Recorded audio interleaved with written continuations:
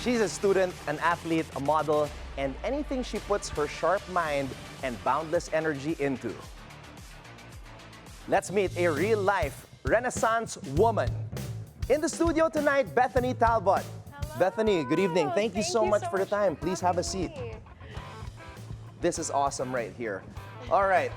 I won't lie, the first time I heard about you was on TikTok. Yes. And we will get to that in a bit. Okay. But the reason why we want to have you here tonight on the scorecard is to get to know you. Because I feel like the whole reason that that whole thing sparked so much controversy and attention was because of the lack of knowledge about who you really are. So now Exactly. we get this chance to get to know who Bethany Talbot is and what you're all about. Yeah. Okay, so Bethany Talbot, from the jump, Talbot, it's the first time I heard of that last name. Ikaw ba ay Filipina and? So I'm half Filipina, half British. My mom's Filipina and my dad is British. Yeah. Ah, okay. Pero lumaki ka?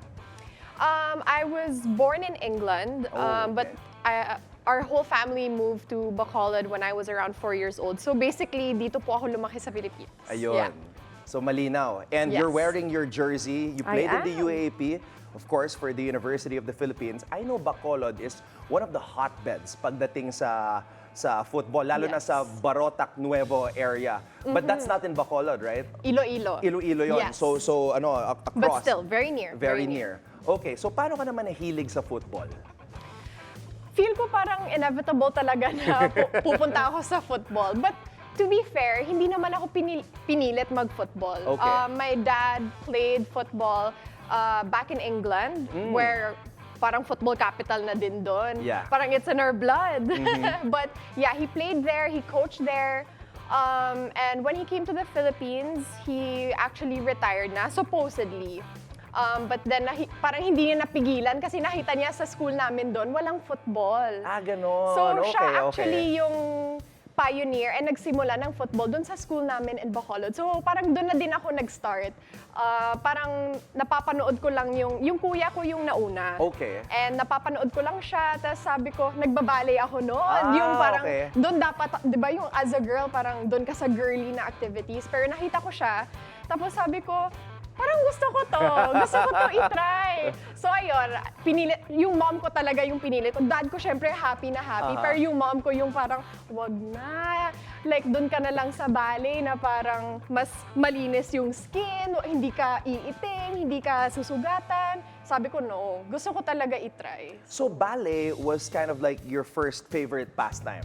Yes, it was. It was. I would say yun yung una, before football. What age ka na nag-start sa football? I was around 5 or 6 years old. Wow, so that's very early. Super young, super young. Wow, Yes, okay. yes. Alright, fast forward tayo sa UP. So, naglalaro ka na ng football at a very young age. So, how were you discovered as a football player? Because of course, I learned that nakapasok ka sa UP through scholarship. So, paano ka Yes. na-recruit? Paano ka na-discover as a player? So the whole reason my whole family moved from Bacolod to Manila Okay. was because my brother is such a talented football player na he was recruited by Ateneo naman Wow, for okay. high school. Okay, okay. So for 1 year, my dad and my brother were in Manila and my mom, myself, and my sister were in Bacolod. So may isang year nahati yung family namin. Okay. Tapos parang pinilit na lang ako na, uy, may school na all girls katabi ng Ateneo, Miriam. Aha. What if doon ka? Ah. Actually, ayoko. Kasi Okay. my whole foundation was already built in Bacolod. As in, barkada, football, school, lahat andun na. Yung mom side ko, andun lahat. So, wala. No choice para mag-ano yung family namin. So, ayun, nag-move kami. And surprisingly, nung first year ko sa paglipat sa Manila, I was discovered by the national team. Wow, agad-agad ah. Yeah, so Okay. hindi ko din in-expect at all because I already had a very great football career back in Bacolod. But in my first year in Manila, I was asked to try out for the youth national team, U14 pa at the time. And yun, nakapasok ako. So that was my first ever experience going international with my football career. Wow, that's awesome. Yeah. And then, sa UAAP, sa UP naman, kamusta naman yung naging experience mo doon? Yeah, so siguro andito na ako sa Manila. I was already exposed to university coaches Okay. within football. Funny story, UP actually wasn't my dream school. Kasi andun yung kuya ko sa Ateneo eh. So correct. akala ko mag-Ateneo Yes. ako. And super last minute, I was asked by my other teammates to try out for UP. So sabi ko, why not? I'm not gonna lose anything if I try out. I went to the tryouts. Everything changed. I met the coach, Coach Anto. I met fellow UP teammates. For the first time, na-explore ko din yung UP campus kasi hindi ako masyado exposed sa UP eh, kahit nasa Katipunan ako. And everything changed that day kasi sabi ko, hala, parang ang ganda ng UP. Tapos, dun na, from that day, sunod-sunod na lahat pagpili ko ng UP. Yeah. Was there a similar vibe? Kasi yung Bacolod, kilala yan sa masasarap na pagkain, di ba? Yes. Inasal at Napoleones, di ba? Nakakamiss na rin. So UP, it's also a very homey vibe. Did you feel the similarities that maybe this is kind of like how it was back in the day in Bacolod? Honestly, hindi ko yun naisip. But now that you mentioned, feel ko talaga. Actually, kasi first time when I was in high school, never ko din nami-meet yung ibang football players from Bacolod.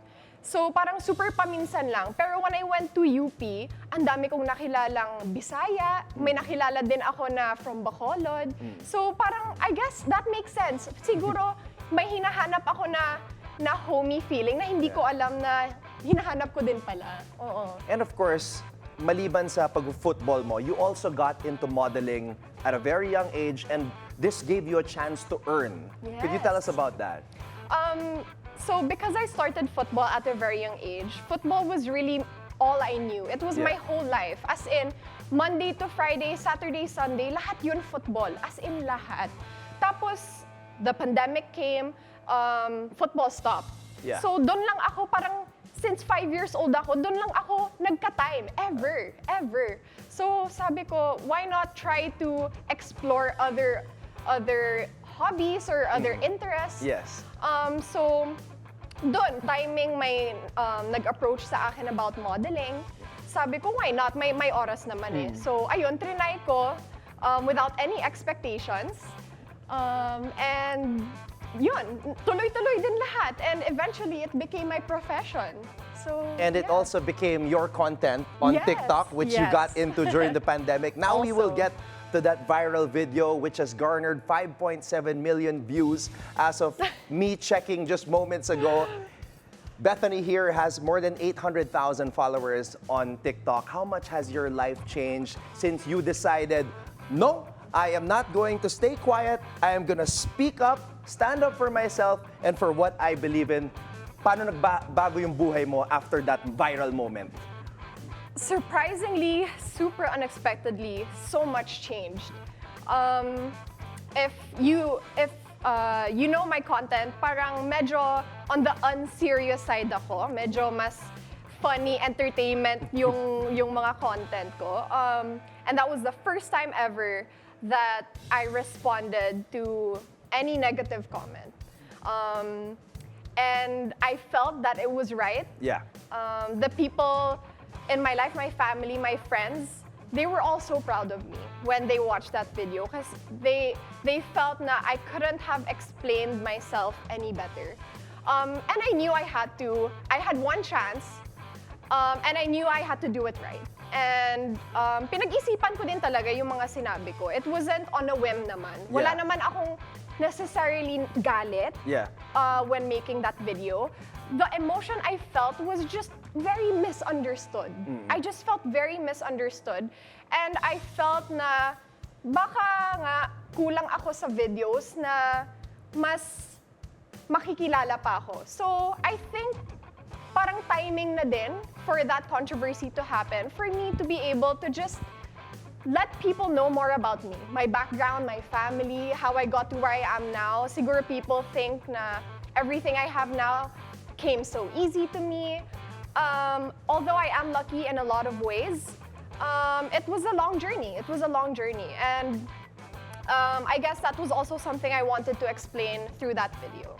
When I was watching that video several weeks back for the first time, I felt like it was the right thing for you to do. Because a lot of things on social media, there are a lot of people who can just engage, comment, judge you, and they don't even know who you are.